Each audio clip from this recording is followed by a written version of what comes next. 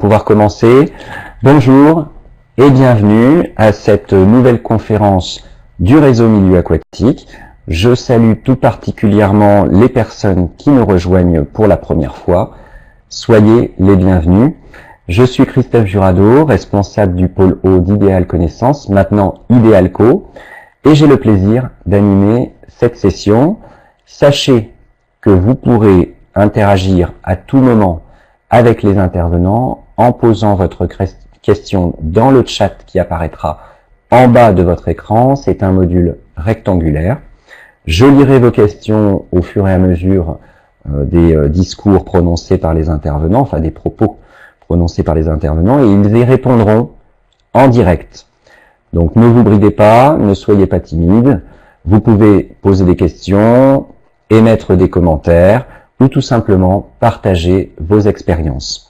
Je vous rappelle que cette webconférence sera disponible en VOD par la suite, bien sûr, sous 7 jours. Et nous aurons également les supports, enfin, vous aurez également les supports de présentation qui seront postés en même temps que la VOD sur notre site idealco.fr dans l'espace formation. Vous pouvez également nous suivre avec le fil Twitter au @réseau_o. J'imagine qu'il y a un fil Twitter AST également. Donc je vous invite à aller vous abonner. Quels apports de l'ingénierie écologique pour la GEMAPI? Je vous propose à l'occasion de cette conférence d'acquérir des connaissances de l'ingénierie écologique appliquée au milieu aquatique. Vous allez pouvoir suivre plusieurs interventions qui vous rappelleront le contexte de la GEMAPI et de ses obligations réglementaires.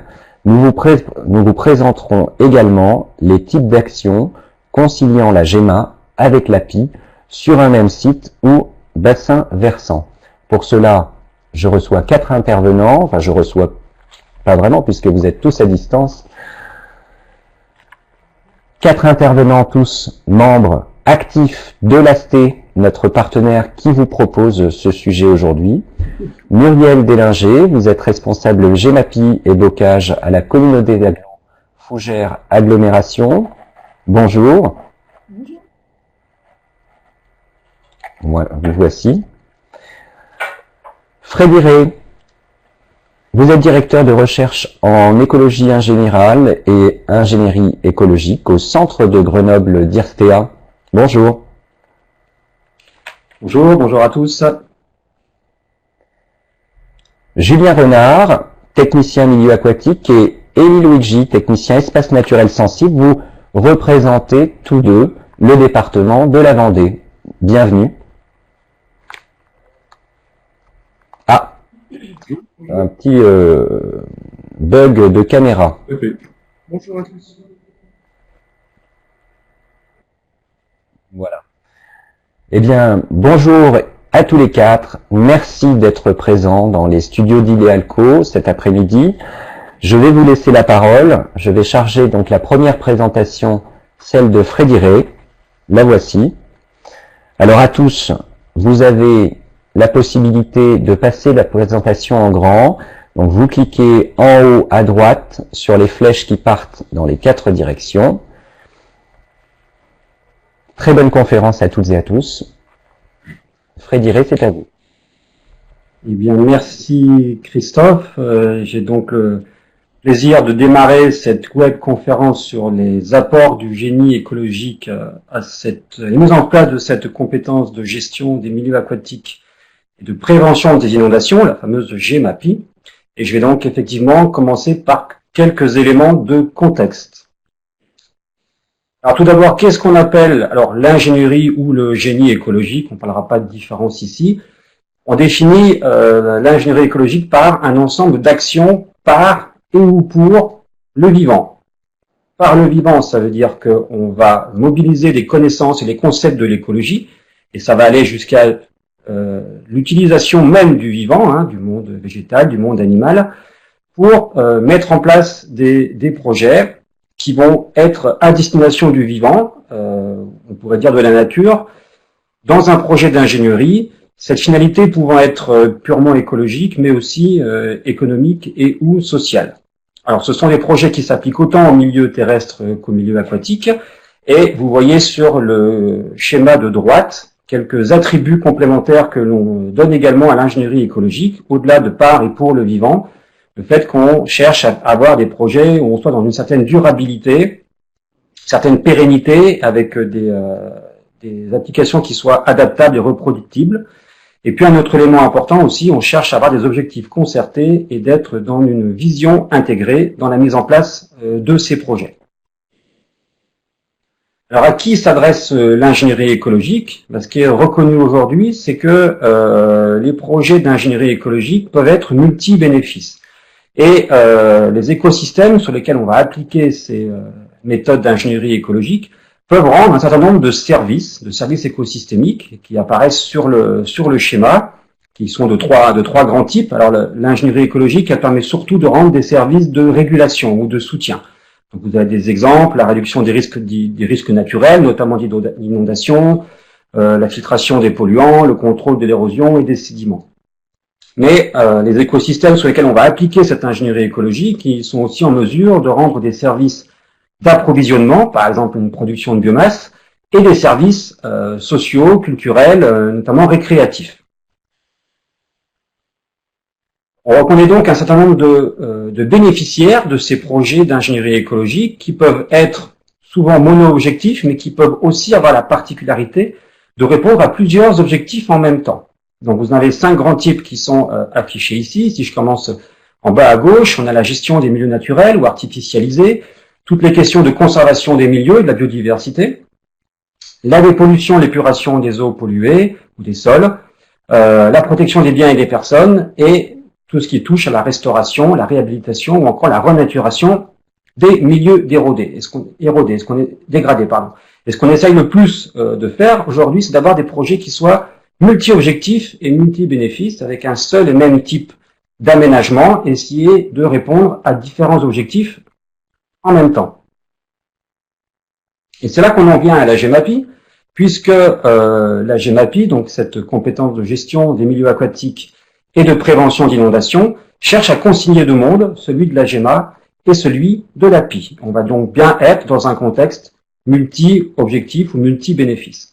Alors, j'ai mis une diapositive pour donner l'essentiel sur la GEMAPI. J'imagine que la plupart des personnes qui suivent cette conférence connaissent le contexte de la GEMAPI. Donc, en un mot, c'est une compétence qui regroupe quatre compétences qui correspondent à 4 alinéas de l'article N211.7 du Code de l'environnement, que j'ai listé ici, de manière raccourcie: aménagement de bassins hydrographiques, entretien et aménagement des cours d'eau, canals, lacs ou plans d'eau, défense contre les inondations et contre la mer, et protection et restauration des écosystèmes aquatiques, des zones humides et des formations boisées riveraines.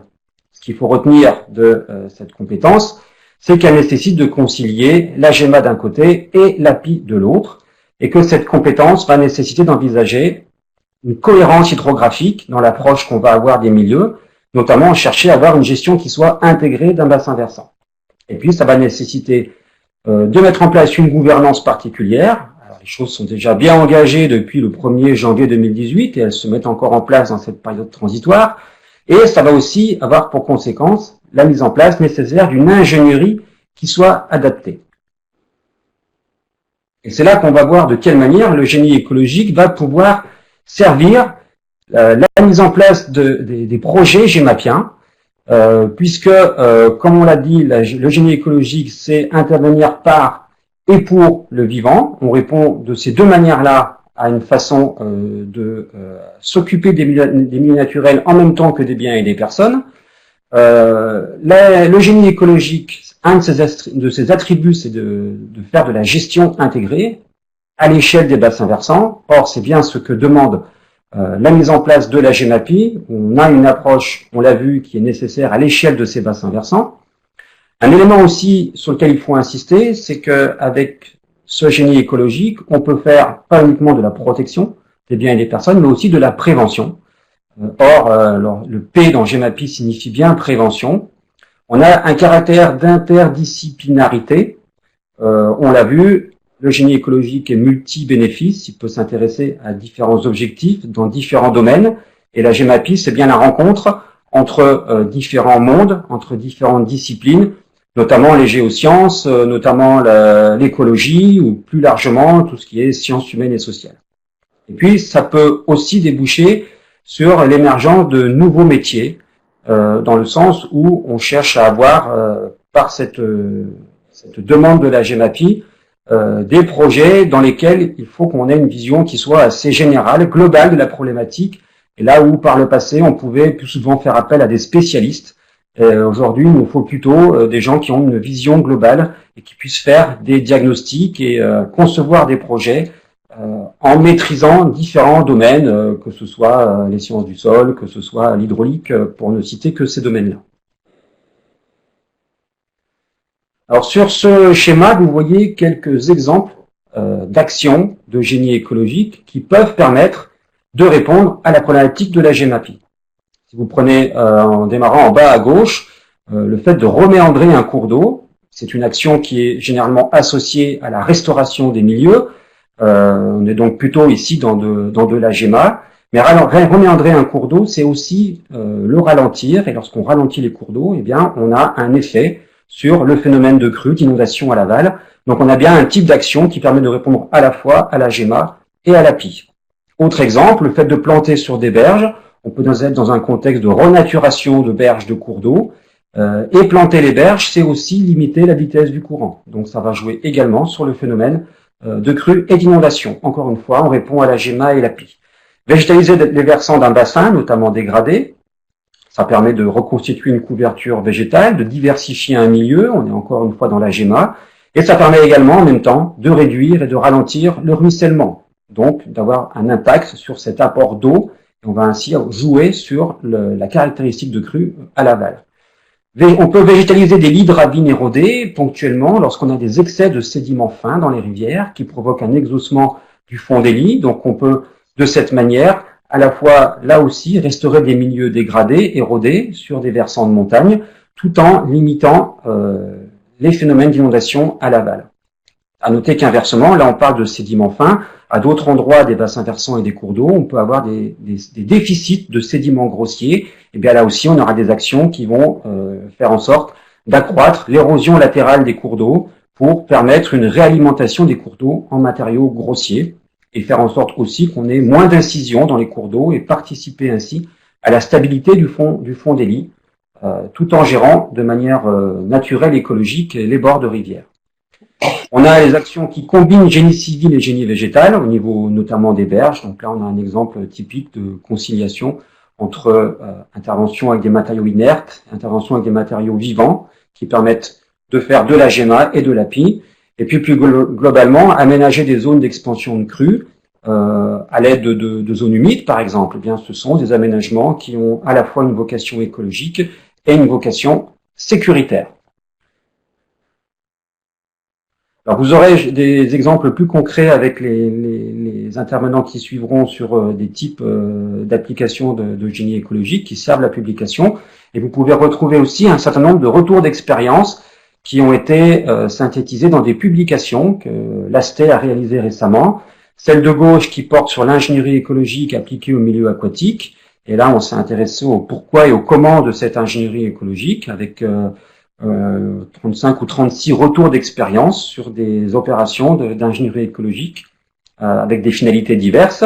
Donc cet ouvrage est paru en 2013 et puis sur votre droite, vous voyez apparaître un ouvrage plus récent qui est paru cette année, un volume 2 sur cette problématique qui s'intéresse plus particulièrement aux bénéficiaires et aux bénéfices de l'ingénierie écologique, avec là aussi une vingtaine de retours d'expérience dans laquelle on a mis en avant la façon dont on pouvait avoir des projets qui soient multi-bénéfices. Ces ouvrages sont accessibles gratuitement en PDF sur le site de l'ASTE. Et puis je signalerai également l'existence d'une vidéo qui est une vidéo sur, encore une fois, cette problématique de l'ingénierie écologique appliquée au milieu aquatique et qui présente des exemples d'applications dans des projets aux bénéfices multiples. Et l'une de ces applications concerne la protection des biens et des personnes au niveau des inondations dans un contexte GEMAPI.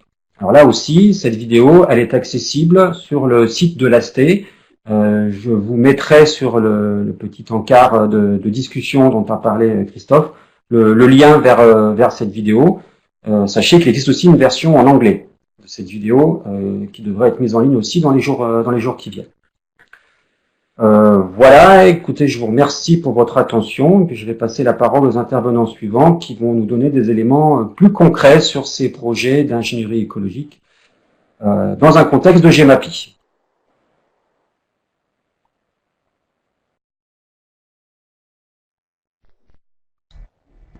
Muriel, je vous propose de prendre la main. Voilà, je vous mets en avant, je charge votre intervention. En attendant donc que la Vendée nous rejoigne. D'accord, donc bonjour à tous. Donc moi je vais vous présenter des travaux qui ont été réalisés en 2015 sur le territoire du bassin versant du Haut-Couesnon en Ille-et-Vilaine. Et donc ce sont des travaux qui ont consisté à restaurer la continuité écologique au niveau d'un fleuve qui s'appelle le Couesnon et qui ont permis également de restaurer l'ancien lit de ce cours d'eau. Donc sur la commune de Fougères, en Ille-et-Vilaine.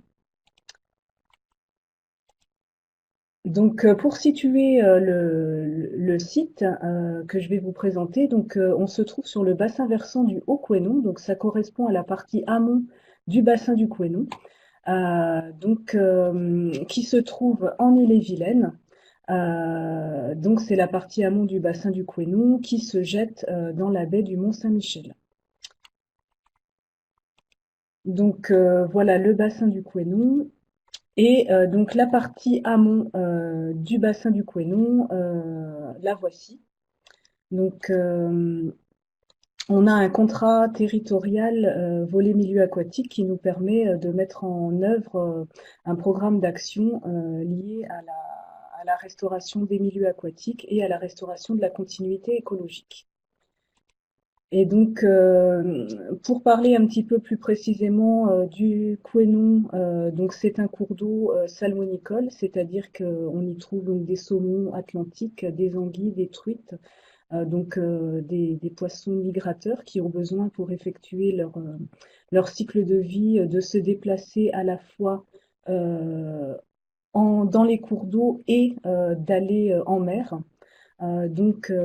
C'est pourquoi il est important qu'il y ait le moins possible d'obstacles à cette migration. Et donc on est sur des cours d'eau qui sont classés en liste 1 et en liste 2, c'est-à-dire qu'il y a des obligations réglementaires d'assurer cette continuité écologique au niveau des obstacles à la migration. Donc c'est pour cela que sur le bassin du Haut-Couesnon, on a mis en place dès 2011, on a commencé à étudier la restauration de la continuité écologique au niveau des différents ouvrages. On avait une quinzaine d'ouvrages d'ouvrages majeurs qui posaient problème à la continuité écologique. Et donc on a entamé une étude dès 2011 sur les 13 principaux ouvrages qui posaient problème. Et donc on les voit apparaître sur la carte avec des points de différentes couleurs. Donc on a en bleu tous les ouvrages qui ont fait l'objet d'une restauration. En rouge, il y a des ouvrages où il reste des actions à mener. Et donc les travaux, donc le site que je vais vous présenter se situe au niveau du point rouge que je vous montre avec la flèche, donc sur la commune de Fougères. Donc voilà, si je zoome un petit peu sur ce site, comment ça se présente. Donc on est au sud de la ville de Fougères. On a le Couesnon qui passe au sud de cette ville. Et on avait donc avant travaux un obstacle majeur pour les poissons migrateurs qui était une pisciculture, la pisciculture de Galaché. Donc on voit quelques images ici sur les photos. Il y a différents bassins de pisciculture avec des vannages en amont et en aval qui empêchent totalement la circulation des poissons et des sédiments. On avait donc avant travaux le lit du Couesnon qui est en violet là sur la carte, qui était totalement obstrué sur plus d'1 kilomètre. On voit quelques photos ici également de ce lit qui n'était plus du tout activé. Et donc avec un passage ici au niveau d'une route donc qui était également totalement obstruée. Et donc on avait toute l'eau du Couesnon qui passait par le bras le plus au sud, donc c'est celui qui est en orange sur la carte. Donc toute l'eau du Couesnon transitait par ce bras.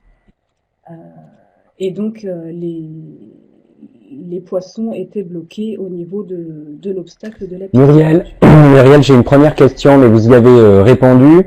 De quel type d'ouvrage s'agit-il? C'est une question de Margot Lenry. Donc là, ici, il s'agit de vannage d'une pisciculture. Donc là, qui est une pisciculture qui est encore actuellement en activité. Et donc, il fallait, dans notre projet, pérenniser l'activité de cette pisciculture. En ce qui concerne les autres ouvrages dont je parlais tout à l'heure, il y a différents types d'ouvrages. Il y a des moulins dont certains sont encore habités, d'autres qui n'avaient plus d'utilité. Donc, il y a vraiment différents types d'ouvrages. Ouvrages donc vannage, déversoir, bief, etc. Alors Muriel, je ne sais pas si c'est vous qui avez activé le panneau sur la droite. Si vous le voulez, on peut le désactiver hein, pour plus de confort.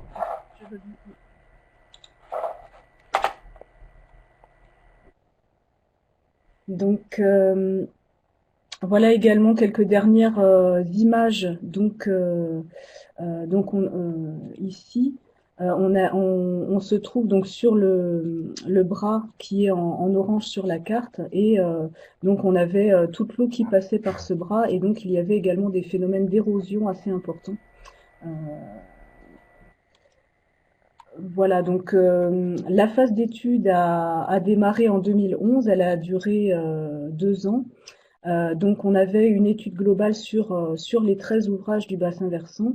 Et en ce qui concerne l'ouvrage de la pisciculture, le scénario qui a été finalement retenu en lien avec les différents partenaires, les différents propriétaires à la fois de la pisciculture et les propriétaires riverains des parcelles agricoles, a été donc le suivant. Donc il a été de remettre le Couesnon dans son ancien lit, donc ici en rose.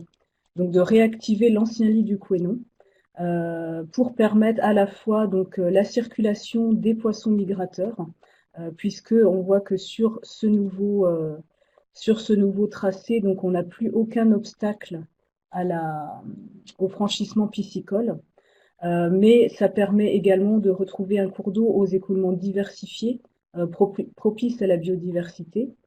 Et ça permet également de pérenniser les usages du site, puisque comme je disais tout à l'heure, donc la pisciculture est toujours en activité, et donc il était nécessaire de conserver une alimentation en eau de cette pisciculture, et donc de conserver l'eau, un certain débit dans le bras, qui est maintenant un bief de pisciculture. Donc, une fois que ce scénario a été validé par les différents partenaires et les différents propriétaires, un projet détaillé a pu être étudié avec l'aide donc d'un maître d'œuvre et les travaux ont ensuite été réalisés. Donc, ce projet a été détaillé de manière à choisir un tracé en fond de vallée, le plus sinueux, qui se rapproche du tracé d'origine, avec une alternance de radier et de mouille. Il a fallu calculer la répartition des débits optimales, à la fois pour permettre les besoins en eau de la pisciculture et le maintien d'un débit réservé dans le cours d'eau.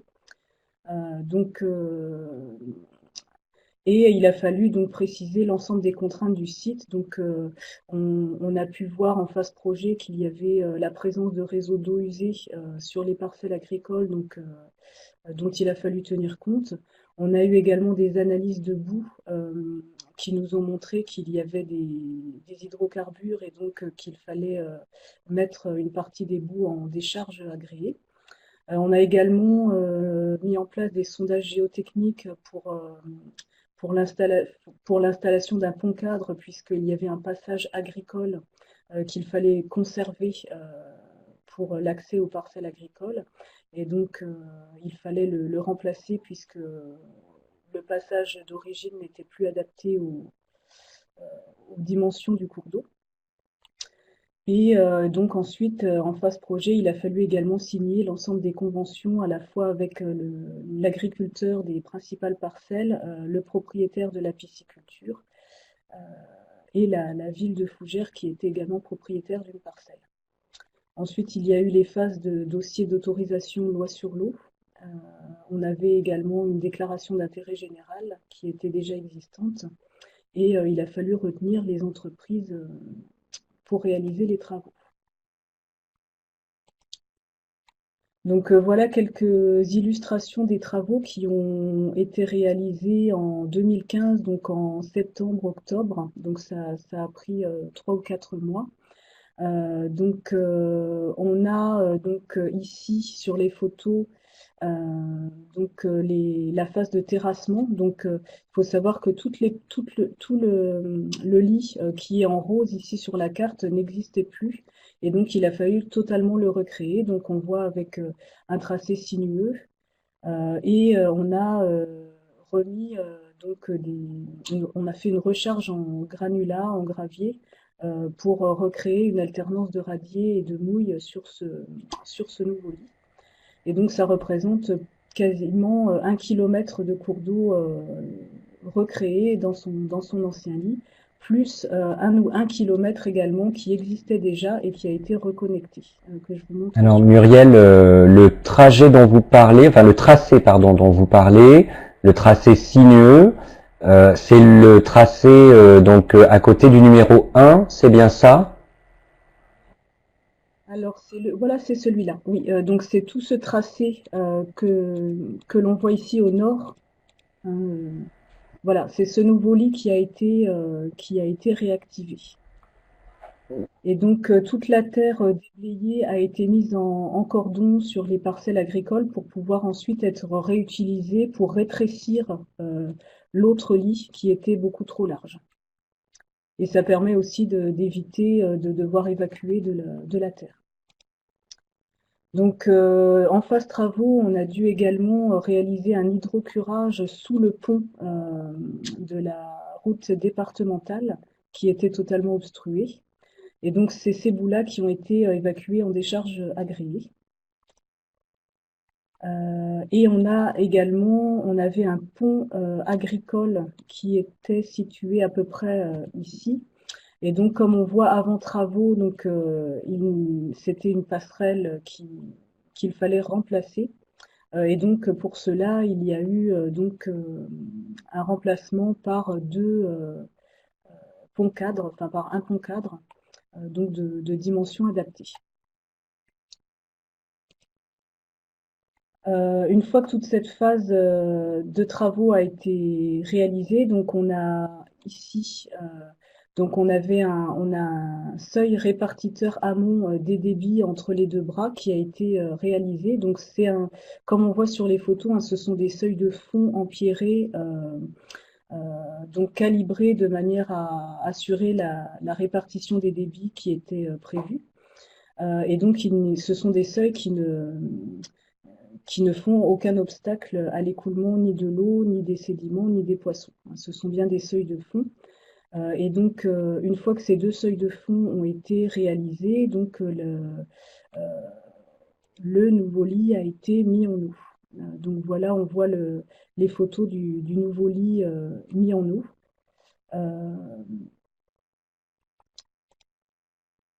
Et donc voilà le site après travaux. Une fois que tous les travaux ont été réalisés, donc j'ai mis quelques illustrations. Ici du nouveau lit recréé, ici également, en aval donc de la route. Et voilà quelques illustrations également du lit recréé en amont de la route. Donc on voit qu'il s'agit d'un nouveau lit en fond de vallée, donc d'aspect naturel. Et donc ensuite, après travaux, donc on a réalisé quelques suivis. Donc on voit sur la première carte donc qu'il n'y a plus d'obstacles à la circulation piscicole sur ce site, ni sur toute la partie amont du Couesnon, hein, puisque il y a eu d'autres travaux de ce type qui ont été également réalisés entre 2012 et 2015. Donc sur le site de la pisciculture, donc on a réalisé des suivis morphologiques juste après travaux et 3 ans après travaux, donc en lien avec l'Agence française de la biodiversité. Et on a pu comparer un petit peu l'écoulement, le faciès morphologique donc, du Couesnon. Donc on voit qu'il y a une alternance de radier et de mouille. On n'a pas encore observé de frayère exactement sur le site pour le moment, mais on va continuer à suivre l'évolution donc des travaux. Et donc on a bien les usages du site qui sont maintenus, puisque on a toujours une alimentation en eau de la pisciculture et l'usage agricole également des prairies qui est conservé.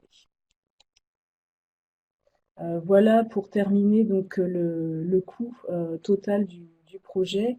On avait un coût d'étude qui était de 23 500 € TTC, un coût de travaux de 341 000 € TTC et un coût de maîtrise d'œuvre donc de 8 300 € TTC.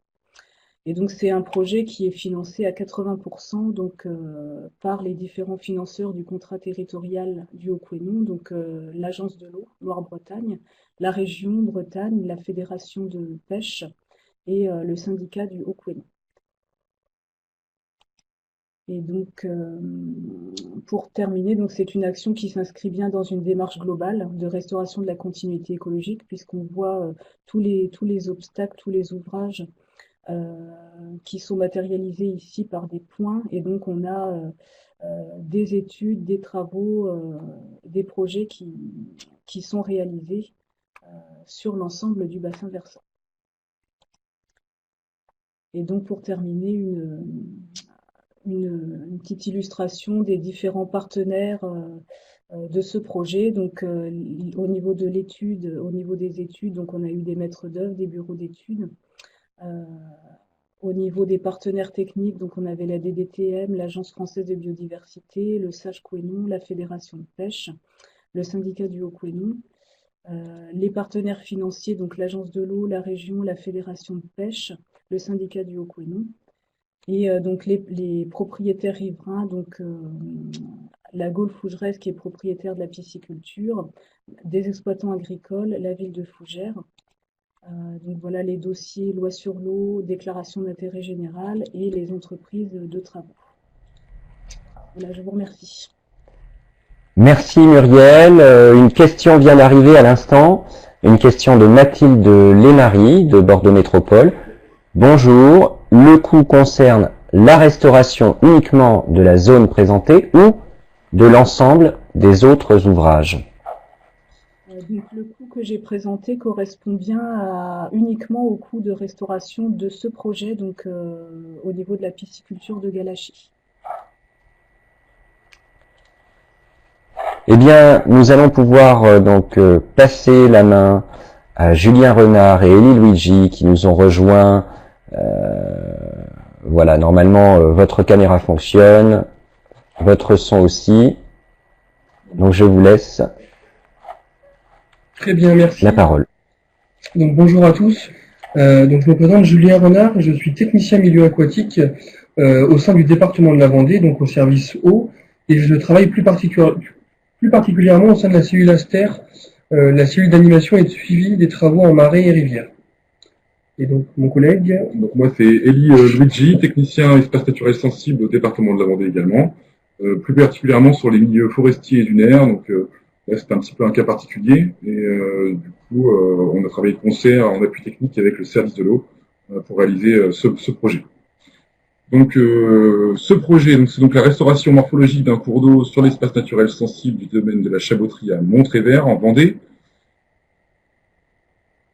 Donc juste un petit rappel, ce qui est, comme disait Freddy tout à l'heure, c'est bien d'avoir des cas pratiques de ce type-là pour illustrer la mise en place de la GEMAPI, et je pense effectivement que, en tout cas pour la Vendée, c'était une première d'utiliser la taxe des espaces naturels sensibles pour réaliser ce genre de travaux sur un espace naturel départemental. Donc un petit rappel sur la politique des espaces naturels sensibles en Vendée. Donc c'est une politique qui date de 1978, liée au code de l'urbanisme, qui met à disposition de la collectivité deux types d'outils. Un outil foncier d'abord, donc des zones de préemption des espaces naturels sensibles, que je vais simplifier en ZPENS, qui permet du coup d'avoir une veille foncière sur le territoire. Et puis un outil financier, qui est donc la taxe d'aménagement. Ça a beaucoup évolué cette taxe depuis ces dernières années, et donc elle a fini ces derniers temps par la taxe d'aménagement, qui est calculée sur la surface habitable construite avec un taux de 1,5 en Vendée, c'est-à-dire avec les permis de construire. Donc le département, comment ça se passe pour les espaces naturels sensibles? Donc le département se met de concert avec les communes concernées par la zone de préemption des espaces naturels sensibles et les organismes représentatifs de la profession agricole et forestière pour créer une zone de préemption. Ensuite, le service nature procède à l'acquisition de plusieurs espaces naturels à l'intérieur de cette zone de préemption, puis procède à son aménagement à la fois pour la restauration potentiellement de milieux naturels, comme ça va être le cas à la Chaboterie, à la gestion également, la préservation de ces milieux, et également participer au suivi et à la valorisation de ces aménagements ou de cette gestion. Donc en Vendée, cela représente 20 000 hectares de zones de préemption, 2720 hectares d'espaces naturels sensibles départementaux acquis par le département, et ce qui se répartit sur le territoire, tous les petits points rouges que vous voyez ici, donc 110 sites espaces naturels sensibles, dont 2 qui ont été un peu plus particulièrement mis en valeur, la Cité des Oiseaux au nord du département et la réserve biologique de Nallier-Mouzeuil, qui est dans le sud au niveau du Marais Poitevin. Donc pour revenir au projet, donc comment nous avons travaillé? Nous avons travaillé avec un bureau d'études qui nous a permis de monter un dossier loi sur l'eau, un dossier aussi qui a évolué sur la dérogation d'espèces protégées, qui est devenu un dossier d'autorisation unique. Dans les années en 2013-2014, c'est l'époque où en fait on a monté le dossier et la réglementation avait évolué à ce moment-là. Et le cahier des charges, le CCTP pour le marché public, pour les marchés de travaux. Du coup, ce bureau d'études nous a aidé à concevoir le projet.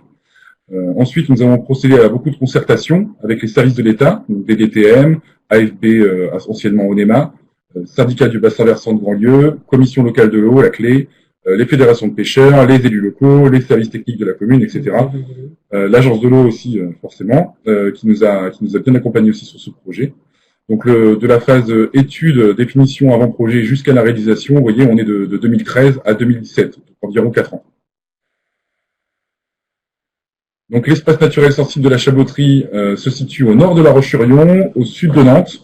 Il représente 48 hectares de propriété propre du département, comme je l'ai déjà dit, et le ruisseau qui s'appelle l'Issoire sur le domaine de la Chaboterie faisait à l'époque 1,2 km, on va voir ça après, mais ça a évolué depuis, 1,2 km qui traverse le site du sud au nord, quasiment.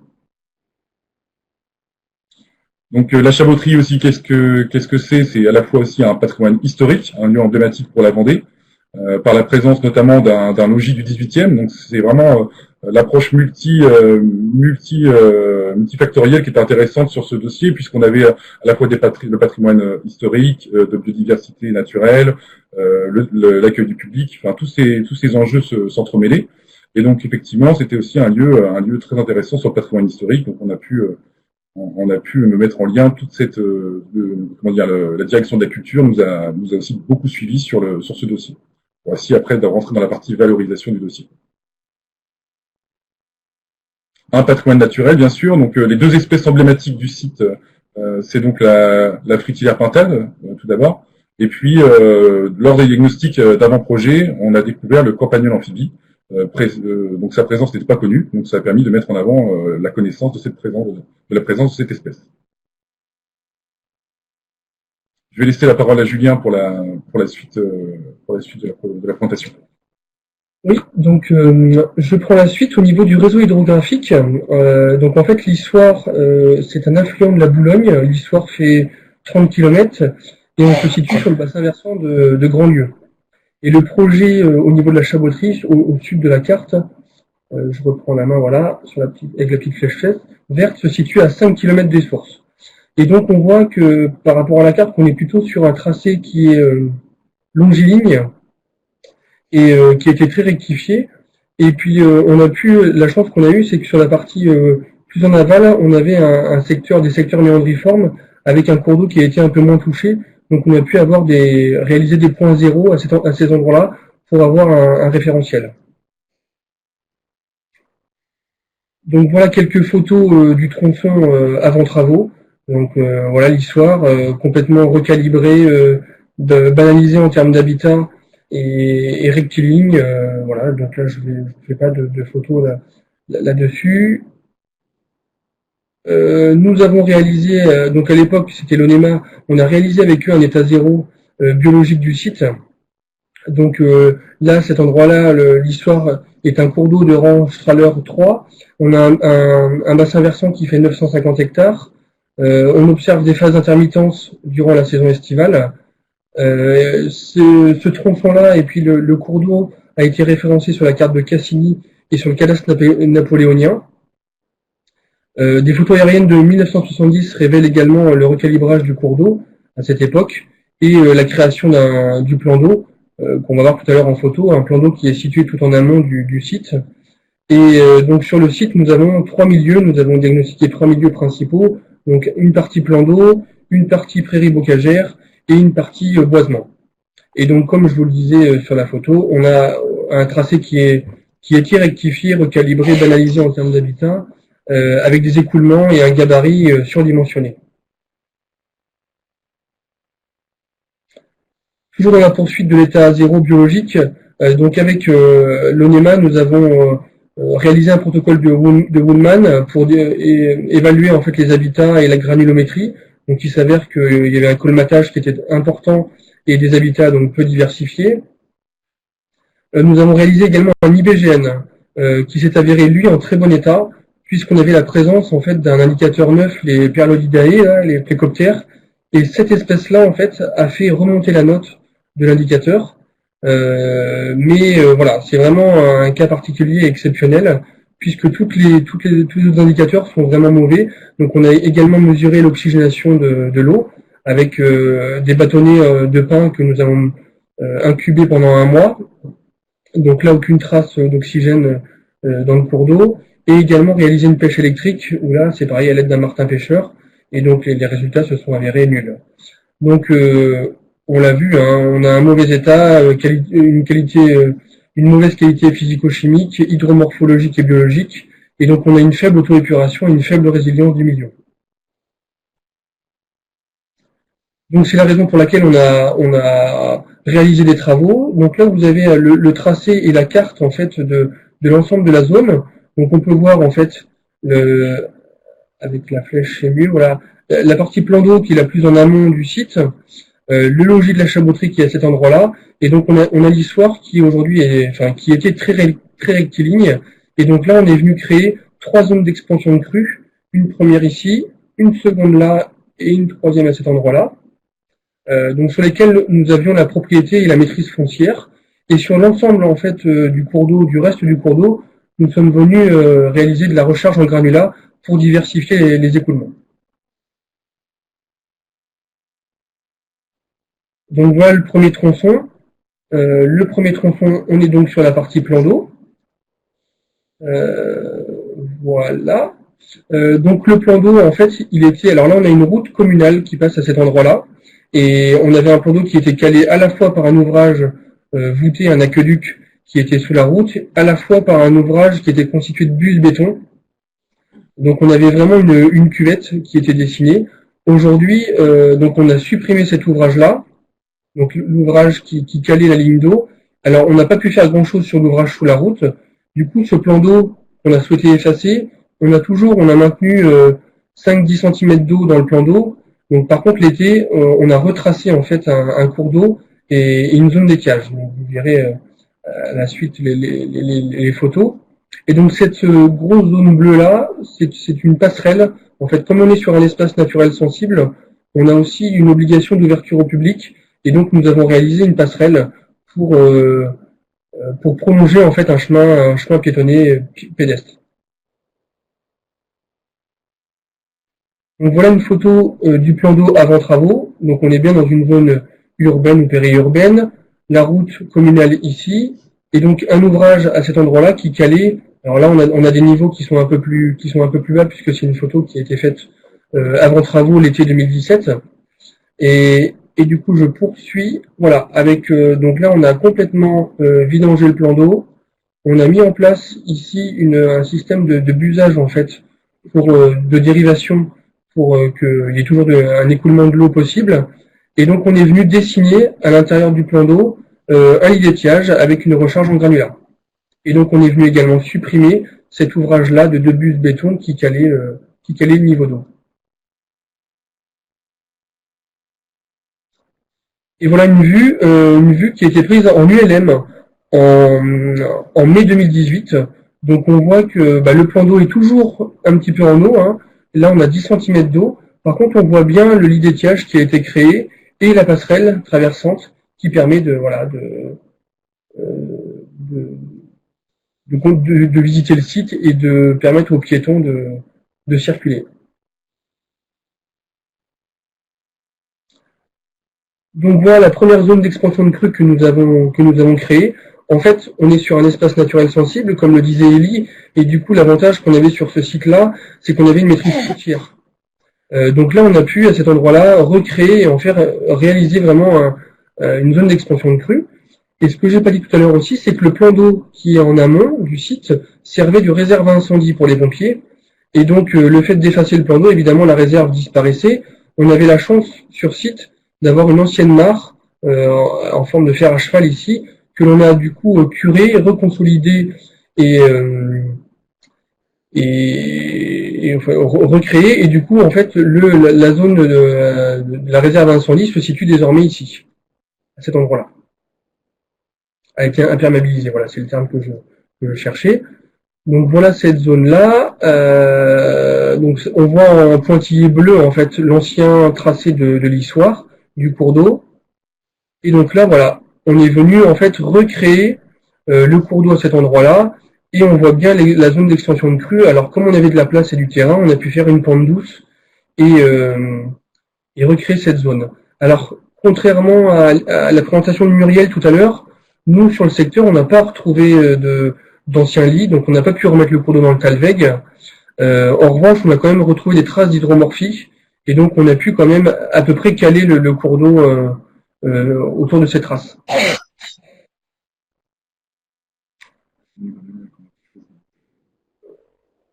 D'où viennent les granulats? Alors, j'ai une question de Pascal Krieg. Vous m'entendez en Vendée? Oui, ça y est, c'est bon. Est-ce que vous m'entendez? Oui, on vous entend. J'ai une question qui est d'où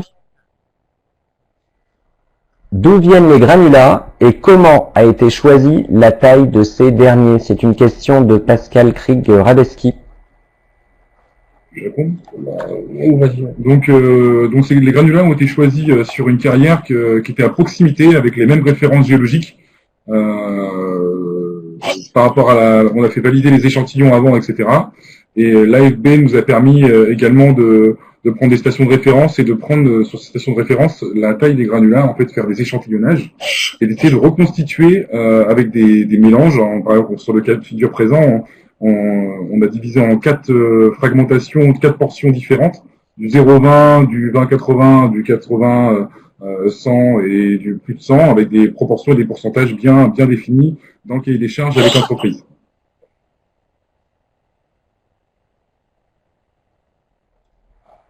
D'accord.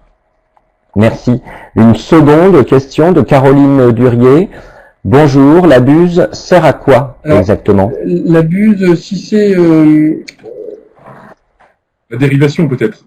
À mon avis, c'est plus par rapport à la dérivation. C'est simplement que comme on effaçait un plan d'eau, Donc il y avait une rupture de continuité dans la hydraulique et donc on a voulu en fait laisser un bras de dérivation, mais en fait cette buse après travaux a été enlevée, en fait, a été retirée. C'était juste pour maintenir l'écoulement de l'eau au cas où il y a des précipitations ou pour le bon écoulement du cours d'eau. Mais c'est une dérivation temporaire, en fait, en cas d'orage, comme dit Julien, et c'est une obligation au niveau du cadre législatif et réglementaire.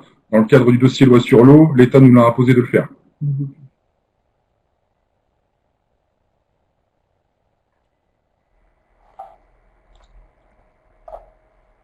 Merci à tous les deux. Je vous laisse continuer.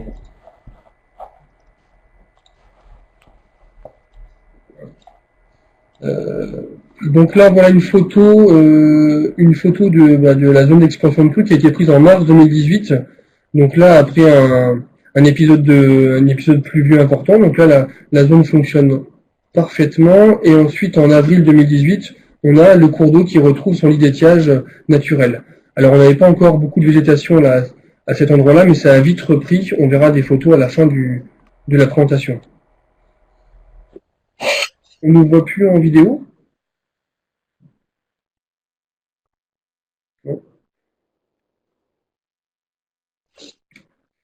Donc voilà la troisième, la zone d'expansion de crue numéro 2 qui est plus importante, qui est plus conséquente. Donc là c'est pareil, voilà le schéma qui était prévu. Vous voyez ici en pointillé en fait le cours d'eau de l'Issoire qui passe à cet endroit-là. Et donc là il faut retenir cette petite zone en triangle, puisque c'est à cet endroit-là qu'on est venu recréer le lit du cours d'eau. Donc voilà sur la diapo d'après, on retrouve notre triangle ici présent, et donc on est venu recréer une zone d'expansion de crue, un nouveau lit, avec les pelles qui travaillent actuellement.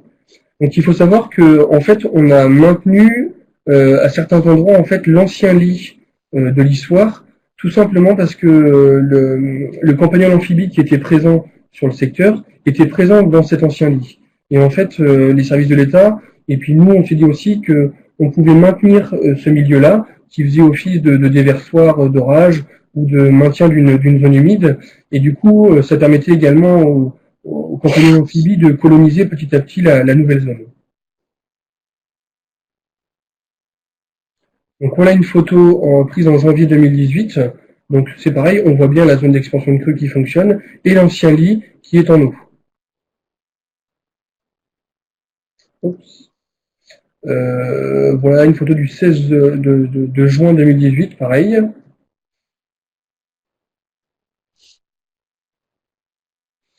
Et une prise de vue ULM en fait en mai 2018 où on voit bien en fait que le fonctionnement du cours d'eau. Alors c'est vrai que pour ceux qui ont l'occasion de faire ce type de travaux-là, on a utilisé des drones et on a eu la chance d'utiliser aussi un ULM, mais d'avoir des photos aériennes comme ça, c'est plutôt parlant, et comme support de communication, notamment pour les élus, c'est vraiment important et c'est vraiment un bon outil. Donc voilà une autre vue, on voit bien le logis de la chaboterie ici présent, et là c'est la troisième expansion de crue qu'on est venu créer, avec une mare également qu'on a créée, qui vient en fait tamponner les apports du bassin versant avant d'arriver dans le cours d'eau, qui sert de filtre et de tampon. Et enfin une cartographie en fait qui a été réalisée par l'AFB, qui a suivi aussi nos travaux, réalisé l'état zéro, comme je le disais tout à l'heure. Et donc là, sur ce secteur-là, on avait initialement un linéaire qui était d'environ 1 km 200, et suite aux travaux qui ont été réalisés, on a eu un gain de 300 mètres en fait de linéaire de cours d'eau. Donc avec les 3 zones d'expansion de crue, on a un gain de 300 mètres. Donc comme le disait tout à l'heure Freddy dans sa présentation, là on a un gain aussi et un ralentissement de l'eau, notamment par rapport à l'objectif Pi de la GEMAPI. Je vais relaisser la main à Élie pour la fin de la présentation. Donc là on voit quelques photos d'illustrations de projets assez récentes de cette année en fait. Donc on voit ici, en fait, comme je le disais tout en introduction, il y a une valeur culturelle et historique sur le site. Et là on a une allée cavalière justement avec un ouvrage, un pont maçonné Forcément, on n'allait pas détruire ce pont sur la valeur historique de cet ouvrage.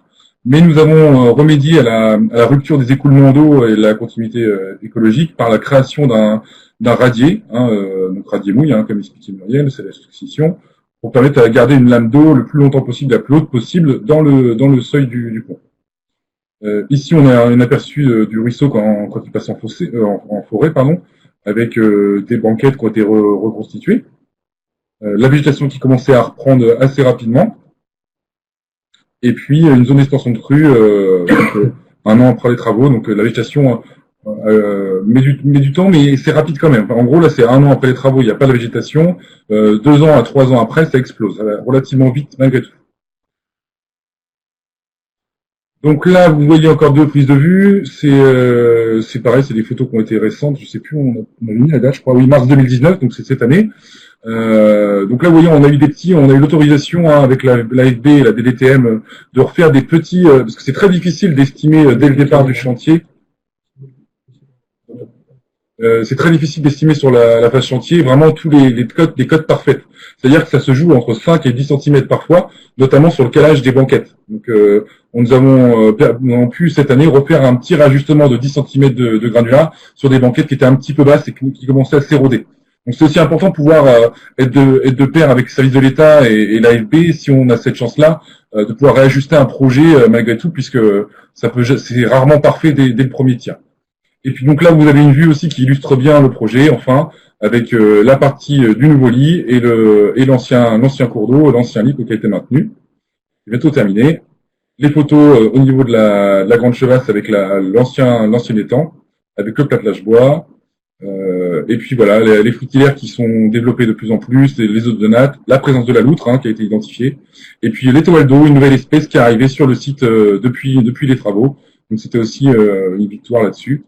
Voilà, je finis sur le montant des travaux, le montage financier. Donc le bureau d'études en 2013-2016. Oui, pardon, excusez-moi.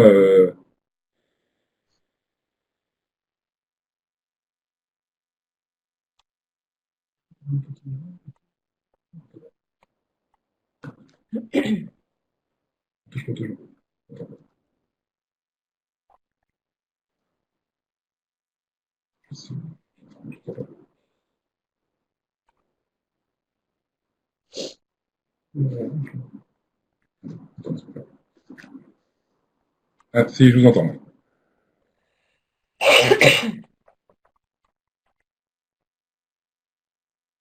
Donc, par rapport à la question, je pense que c'est par rapport à ça que vous nous interpellez. Ah, effectivement, excusez-moi. Vous m'entendez? Oui. Alors. Celle de Mathilde Lénary. Voilà. Ce secteur faisait-il l'objet d'une problématique d'inondation, besoin de protection d'habitation ou autre auparavant, et comment ce risque était-il géré? Alors, merci pour cette question. Donc, effectivement, nous avons bien fait attention à ça parce que forcément, en relevant en rechargeant le ruisseau, forcément, ça a un impact en amont. Donc, il fallait vraiment bien évaluer ça. Et en fait, on n'avait pas, en rehaussant la cote comme on l'a fait, ça avait été calculé pour ne pas impacter justement les habitations en amont. Donc, on y a réfléchi. Les habitations étaient peu sensibles et on avait été veillé à ce qu'elles ne soient pas plus. Voilà.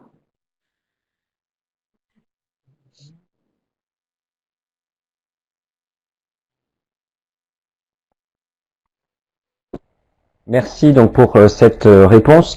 Une seconde question de Cédric Malraison. Bonjour, comment avez-vous défini le tracé du nouveau lit, le positionnement des faciès et la forme des méandres? Nous avons un projet similaire et la DDT s'inquiète des risques de disparition ou de perte de débit du cours d'eau dans son nouveau lit en lien avec la perméabilité du sol. Avez-vous eu à traiter cette problématique? Merci. Alors oui, tout à fait. Donc il y a des guides méthodologiques qui existent, qui sont produits par l'AFB, qui nous ont bien aidés. La meilleure solution, en fait, parce qu'on a aussi fait des formations en interne avec aussi l'AFB avant de faire ce projet. Donc l'idée, en fait, c'est d'avoir des stations de référence. C'est vraiment la chose la plus importante, comme l'a dit Julien tout à l'heure. On avait la chance d'avoir en aval des zones qui étaient vraiment de référence et qui correspondaient à ce qu'on avait 2 km plus haut. Et puis donc déjà ça, les cartes anciennes, comme on l'a expliqué tout à l'heure sur les cartes napoléoniennes. Et puis la disparition perte du débit du cours d'eau. Donc déjà normalement si votre projet est s'il est similaire au nôtre, c'est-à-dire que vous avez un ruisseau qui est recalibré, qui est en surlargeur, les phénomènes de disparition et perte de débit, vous devez déjà l'avoir de façon très marquée de par la mauvaise conformité du ruisseau qui est pas méandré, qui a peu de végétation, qui a pas d'habitat. Donc en fait, en recréant les nouveaux lits et en repassant le lit mineur avec les granulats, vous allez augmenter la lame d'eau et réduire ce phénomène de perte de débit. Au contraire, vous allez améliorer les choses. Voilà, je crois que j'ai répondu.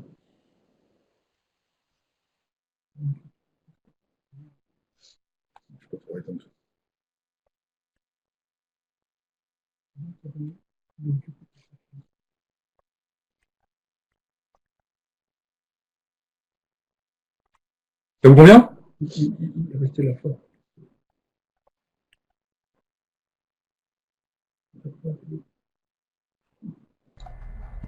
Oui, je vous ai remercié. Eh bien, c'est à Mathilde et à Cédric de nous dire si cela vous convient comme réponse. Est-ce que vous avez eu votre réponse, pas la réponse que vous attendiez? Et puis, il n'y a pas de souci.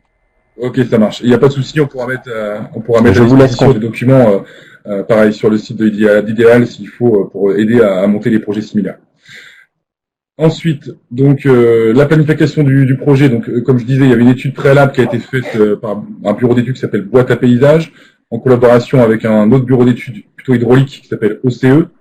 Les travaux ont lieu sur une période très courte, en 2017-2018. On a eu la chance d'avoir une fin d'année 2017, pour ceux qui s'en rappellent, très très sèche jusqu'au 15 novembre.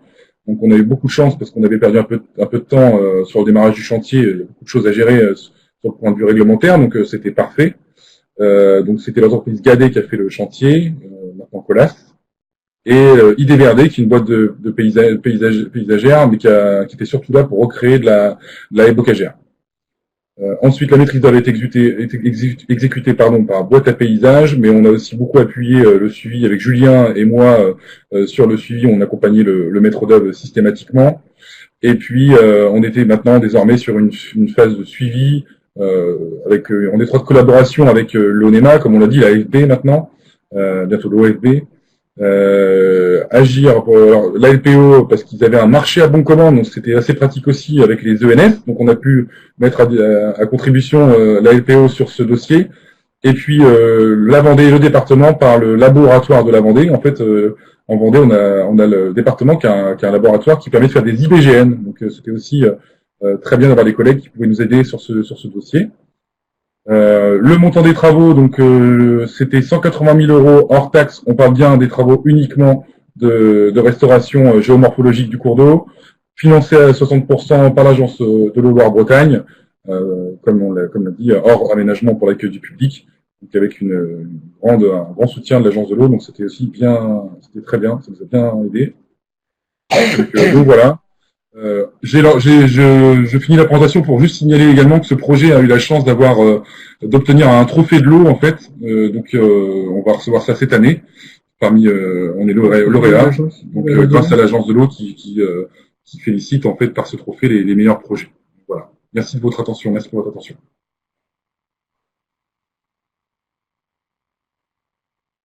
Il y a un problème de caméra.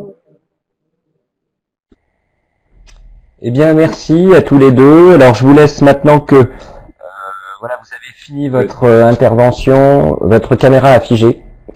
Donc, je vous laisse peut-être redémarrer pour nous rejoindre. Et Cédric vous remercie. Donc, vous aviez bien répondu à sa question. Alors, en attendant donc que la Vendée nous rejoigne à nouveau, je vous rappelle que nous avons des rendez-vous qui sont affichés en bas de votre écran. Le 9 juillet, projet d'aménagement dans le domaine de l'eau et de l'environnement. Comment bien se préparer au débat public? C'est une conférence que nous organisons avec notre partenaire IRSTEA. 23 septembre, GRP, un modèle pour la prévision opérationnelle des crues et l'anticipation des risques liés aux inondations. C'est à nouveau la parole donnée à IRSTEA. Et 2 VOD, quelles conséquences d'une taxe GEMAPI surestimée et accompagnement des collectivités territoriales pour mettre en œuvre la GEMAPI, la première avec Calia Conseil et la seconde avec le CEREMA. Et IRSTEA d'ailleurs, je crois aussi. Écoutez, on va revenir un peu en arrière dans les présentations, puisque Muriel, vous aviez une question de Johan Legras, durée de l'opération globale, études, travaux. Alors, donc c'est un projet qui a démarré donc en 2011 pour le démarrage des premières études. Donc l'étude a été donc a duré donc de 2011 à 2014. Ensuite, il y a eu la phase en 2014 donc de dossier loi sur l'eau, d'autorisation, etc. Et donc on a pu démarrer les travaux en 2015 pour une durée d'à peu près 4 mois de travaux. Voilà, donc 2011, à peu près 5 ans, voilà, entre le début de l'étude et puis la fin de la réalisation des travaux.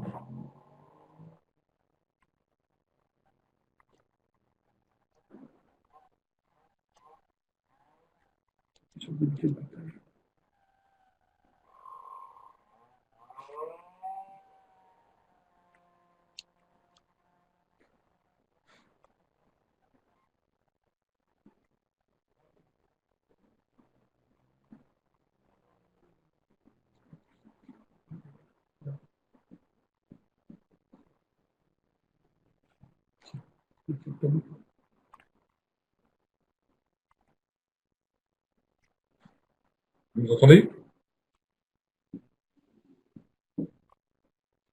Oui. Oui. Alors, est-ce que vous m'entendez? Je n'entends pas. Alors, je reprends ma question. Pour vous, Muriel, je reviens sur les boues qui ont été évacuées en décharge agréée.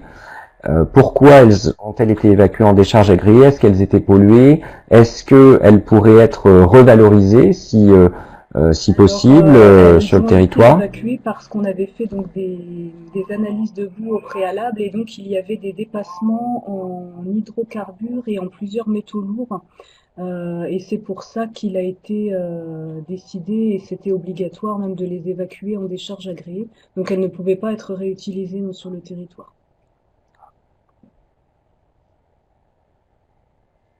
Lié au lessivage, donc si on se remémore le lieu, c'était une route, Voilà, c'est ça. certainement dû au lessivage au niveau de la route. Ouais.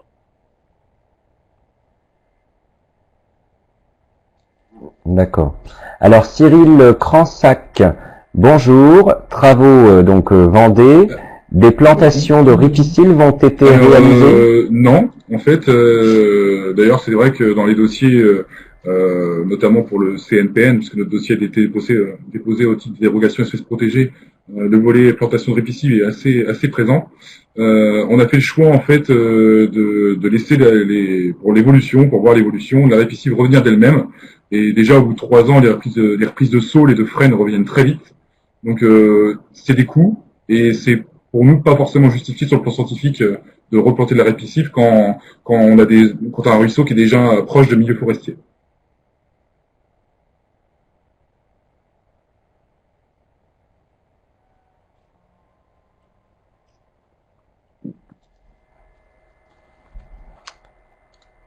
Merci pour votre réponse. Muriel, je reviens à nouveau sur votre intervention où vous avez annoncé un coût. Alors, vous annoncez 373 000 €, mais dites-nous, c'est un coût abordable pour pouvoir se comparer à d'autres projets. Là, on parle de restauration, donc avec ingénierie écologique, sur des projets qui seraient un peu plus traditionnels. J'imagine que ce coût est vraiment abordable, enfin ce prix est vraiment abordable. Nous, c'est vrai que c'est vraiment le projet qui a coûté le plus cher par rapport aux autres projets de restauration de la continuité écologique qu'on a pu mettre en place par ailleurs. Les autres projets se situaient plutôt aux alentours des 50 000 euros, 60 000 euros maximum. C'est vrai que celui-ci, c'était vraiment le projet le plus ambitieux. Et donc les coûts sont explicables par la nécessité notamment de remplacer un pont cadre, les coûts d'hydrocurage sous la route, et puis voilà l'évacuation des boues en décharge, etc. Donc toutes ces contraintes mises bout à bout aboutissent à des coûts qui sont quand même un peu plus importants que ce qu'on peut voir habituellement.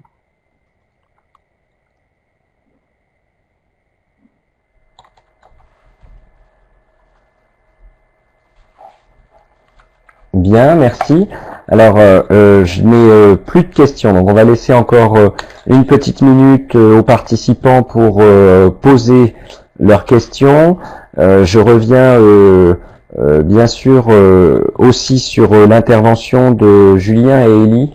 À un moment donné, vous présentez donc un étang légèrement en eau avec donc un cours d'eau avec des méandres. Peut-être l'avez-vous dit, hein, mais je n'ai peut-être pas mémorisé. Ces méandres ont-ils été recréés naturellement ou bien est-ce vous qui avez on a recomblé retravaillé les cours d'eau? A été curé, on a exporté les boues, on a réutilisé les matériaux. En fait, dans le projet, en fait, je l'ai pas expliqué parce que c'est pas l'objet du sujet d'aujourd'hui, mais on a quand même recréé beaucoup de cheminements pour visiter le domaine de la chaboterie. Et on a utilisé la terre végétale qui était issue du secteur pour recombler l'étang, pour le remettre dans l'étang. C'est une opération qui nous permet d'éviter les surcoûts. Donc déjà, on a remonté la ligne de l'étang, plus le nouveau. Du coup, on a dû créer forcément, il n'y avait pas de lit dans cet étang, donc on a reconstitué un lit préférentiel. Mais on dit bien que on était contraint en fait, là où il y avait les bus carrés en sortie de l'étang, l'ancien étang, en dessous il y avait un réseau d'assainissement qui aussi nous a dû obligé de mettre un radier à cet endroit-là pour le protéger et nous a fixé une cote qui était du coup qui était fixe et qu'on ne pouvait pas redescendre au-delà. Donc effectivement, on a une lame d'eau qui est du coup permanente, mais elle est très faible et en été du coup le cours d'eau circule dans ce lit préférentiel qui est effectivement artificiel.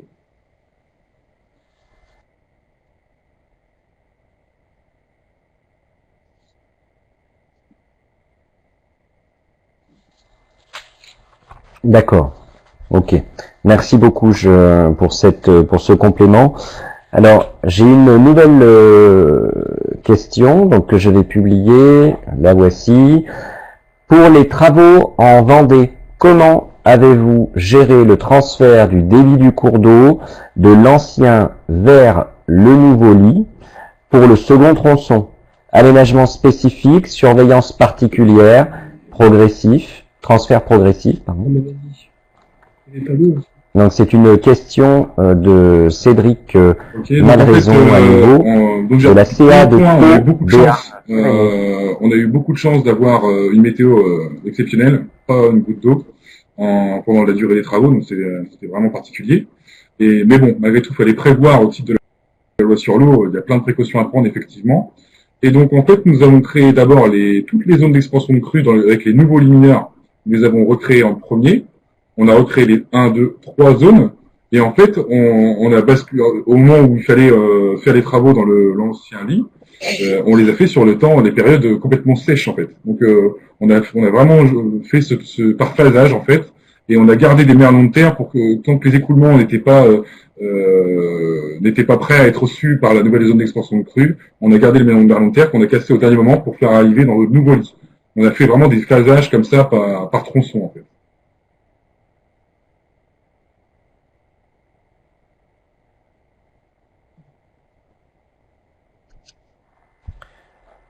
Alors, l'étanchéité du lit artificiel, point d'interrogation, c'est une question de Johan Morin. On est dans la vallée naturelle du cours d'eau existant, on n'a rien inventé.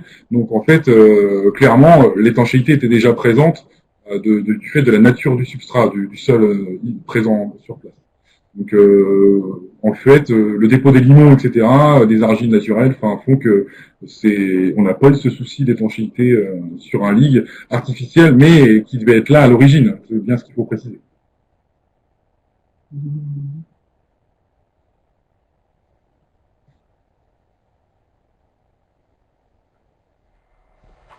Leslie Foucrier pour Aquabio. Bonjour, quel est pareil, ça fait l'objet du plan d'eau en Vendée?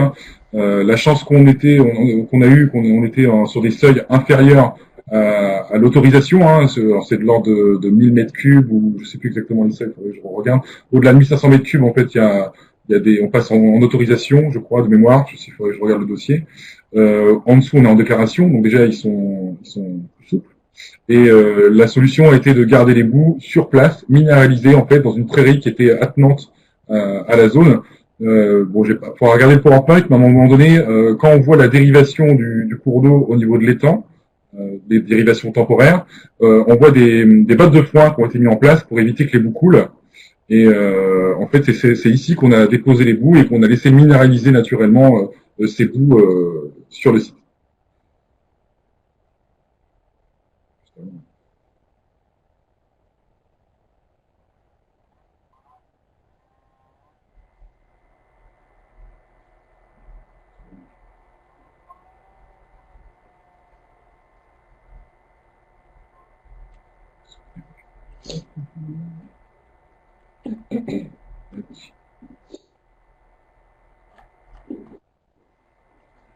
On y arrive.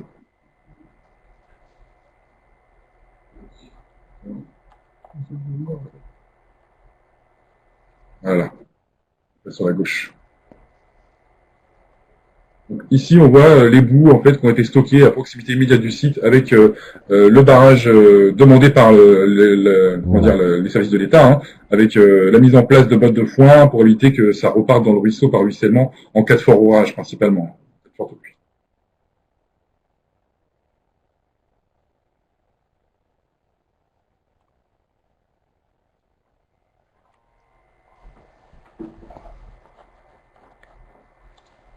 Leslie vous remercie. Bien, je vais encore laisser une petite minute donc aux participants. Voilà, il y a encore une autre question qui arrive. Alors, qui a initié le projet? Donc, c'est pour vous en Vendée. Avez-vous une partie de la compétence GEMAPI au niveau départemental? Initialement, c'était à la fois le département de la Vendée, mais l'AFB aussi est venu nous chercher parce qu'il souhaitait réaliser aussi des travaux emblématiques et vitrines. Et le fait qu'il y ait la maîtrise foncière sur le site de la Chaboterie, donc ça facilitait les choses. Donc et puis en fait moi sur la partie au niveau du service eau, je suis notamment tous les contrats territoriaux milieu aquatique. Et donc en fait ces travaux ont été intégrés au contrat territorial milieu aquatique du syndicat du bassin de Grandlieu dans le programme d'action et de travaux. Voilà. Et ensuite, donc le projet est initié à la fois par le département et l'AFB. Et donc nous, au niveau de la compétence GEMAPI, on assure une mission d'animation de réseau aujourd'hui. Donc on est une cellule Aster. On n'a pas de compétence GEMAPI en termes de travaux. Après, l'avantage qu'on a, c'est que le fait qu'on travaille avec le service nature qui a la maîtrise foncière en fait des sites du département, on a pu réaliser en interne les travaux. Mais la compétence GEMAPI, pour nous, c'est uniquement de l'animation de réseau, du suivi de travaux et voilà l'organisation de réunions, de groupes techniques et de visites de sites sur le terrain. C'est vraiment une première, juste pour compléter Julien,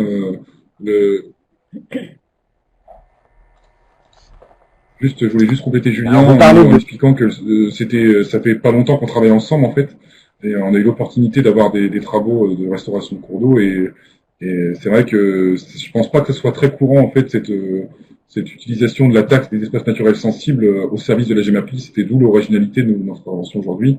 Je pense que c'est des choses qui ne se font pas beaucoup et qui pourraient être amenées à se développer.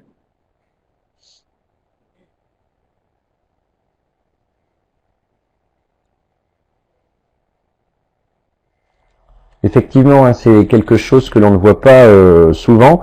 Alors, vous parliez de maîtrise foncière également. C'est peut-être quelque chose que l'on ne voit pas souvent également. Le département a beaucoup de maîtrise foncière qui permettrait de réaliser des projets en Vendée comme donc, celui-ci. Les travaux de la chaboterie ont été réalisés en 2017. En 2018 et même en 2016, il y a des travaux, alors pas tout à fait pareil, mais sur d'autres sites et d'autres ENS qui ont été réalisés. Donc je pense à l'espace naturel des Renaudières, où là, c'est pareil, on est allé recréer un reméandrage de cours d'eau, recréer un cours d'eau complètement dans une prairie et remettre le lit dans le talweg dans un boisement. Donc ça a été fait sur un ENS et c'est pareil, on a pu intégrer un contrat territorial milieu aquatique du bassin de la Sèvre nantaise. Donc là c'est pareil, c'était sous notre propre maîtrise d'ouvrage. Et 2018, pareil dans la vallée de Lyon, au sud de La Roche-sur-Yon, nous sommes propriétaires d'une partie de la vallée et donc d'ouvrages hydrauliques et notamment une chaussée de moulins, donc la chaussée de Borgé. Et donc là, cette année, en 2018, nous avons réalisé une brèche de 8 mètres pour rétablir la continuité écologique. Donc en fait, c'est 3 types de travaux sur les 3 dernières années qu'on a pu mettre en place et qu'on essaie d'initier. C'est vrai que les espaces naturels sensibles sont souvent liés aux rivières et aux zones humides. Et comme sur le département de la Vendée, on a aussi des marais et des zones de marais qui sont importantes, c'est vrai que la plupart des ENS, en fait, sont concernés par des milieux aquatiques. Et c'est le début de la démarche.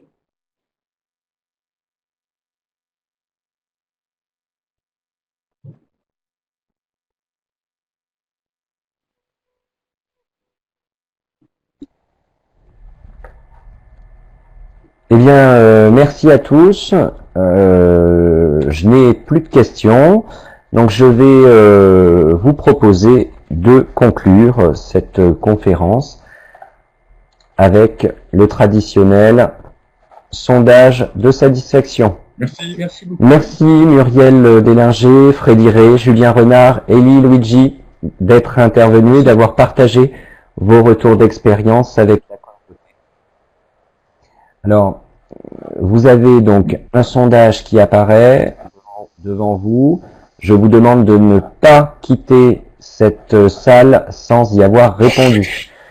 Effectivement, c'est important pour que nous puissions répondre au mieux à vos attentes, à vos besoins, aussi bien en termes de contenu que sur le format. Voilà, il est important que vous puissiez nous donner vos avis. Donc, cette conférence a-t-elle répondu à vos attentes? Oui, non, pas vraiment. Si jamais vous avez coché, je vois un pas vraiment, je vous invite à répondre à la deuxième question, des questions en suspens. Donc, à quelle question auriez-vous aimé avoir une réponse? Si ce n'est pas vraiment une question, émettez juste un commentaire, mais que l'on puisse au moins comprendre ce qui aurait pu nous permettre de vous faire cocher oui en partie ou oui totalement. Si vous étiez à plusieurs derrière l'écran, eh bien, il est important de nous le signaler pour que nous puissions vous envoyer les attestations de formation, puisque vous savez que nos webconférences sont des formations agréées. Donc, si vous voulez des attestations, il faut nous le signaler, que vous étiez présent donc avec vos collègues, et puis cela nous permet également de dresser les bilans complets à vos organismes en fin d'année. 2 questions pour terminer. La première, vos attentes. La seconde, votre expérience. Si vous avez des sujets que vous voulez voir annoncés dans la prochaine programmation, eh bien, c'est sur vos attentes qu'il faut l'indiquer. Si vous avez une expérience à partager, comme l'ont fait aujourd'hui nos 4 intervenants, eh bien, vous pouvez nous le signaler et nous vous laisserons la parole dans les studios d'Idealco.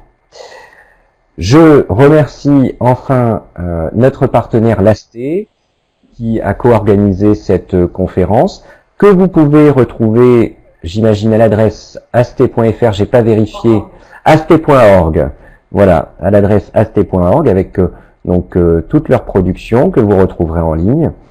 Et puis n'hésitez pas donc à nous suivre avec la VOD si vous voulez retrouver donc le PowerPoint Et la vidéo, vous savez que dans 7 jours, ce sera disponible.